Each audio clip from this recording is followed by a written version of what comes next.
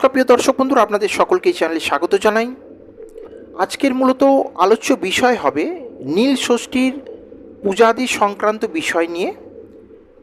যে নীল পূজাটা কি বা নীল ষষ্ঠীর ব্রত এটি আসলে কি, আমাদের মা কাকিমারা এত বছর ধরে এই পূজাদি কেন করে আসছে, এই পূজার বিশেষ মাহাত্ম্যটা কি।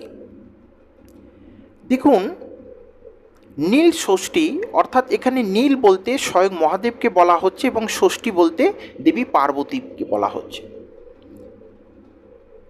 ষষ্ঠী তিথিতে যে পূজাটা হয়ে থাকে অর্থাৎ দুর্গা ষষ্ঠী বা অন্যান্য ষষ্ঠী যে পূজা হয়ে থাকে অর্থাৎ ষষ্ঠীর দিনকে সকল মায়েরা তার সন্তানের দীর্ঘায়ু, মনের আশা পূরণের জন্য, মঙ্গল কামনার জন্য, শত্রু ক্ষয়ের জন্য যে ষষ্ঠী দেবীর পূজাদি ব্রতকথা পুষ্পাঞ্জলি দিয়ে তারা মোমবাতি এবং প্রদীপ জ্বালিয়ে ভগবতী দেবীকে সাক্ষী রেখে যে আসেন, এই পূজাটি এক প্রকার সেই রকম, কিন্তু ষষ্ঠীর দিনে হয় না। এটি চৈত্র মাসের সংক্রান্তির আগের দিন এই পূজা হয়ে থাকে বা উৎসব পালন হয়ে থাকে। এই উৎসবের পালনের মূলত দুটি কারণ। একটি দুঃখের কারণ,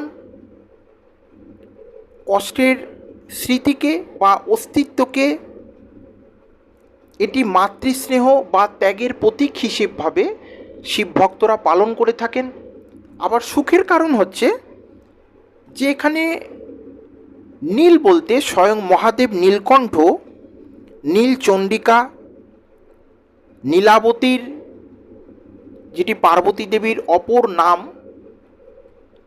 এখানে কিন্তু মহাদেবের সঙ্গে নীলাবতীর বিবাহ হয় এই দিনকেই, এই নীল ষষ্ঠীর পূজার দিনকেই।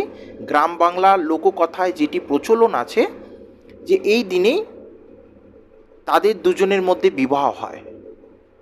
এবং কষ্টের যে বিষয়টি, নীলাবতী অর্থাৎ পার্বতী দেবী কিছুদিন খুব অসুস্থ হয়ে পড়েন এবং তার কষ্টের, সেই অসুস্থতার কষ্টের স্মৃতিকে মনে রেখে বা অস্তিত্বকে মনে রেখে কঠিন থেকে কঠিনতর সাধনা করে থাকেন মহাদেবের প্রিয় ভক্তরা।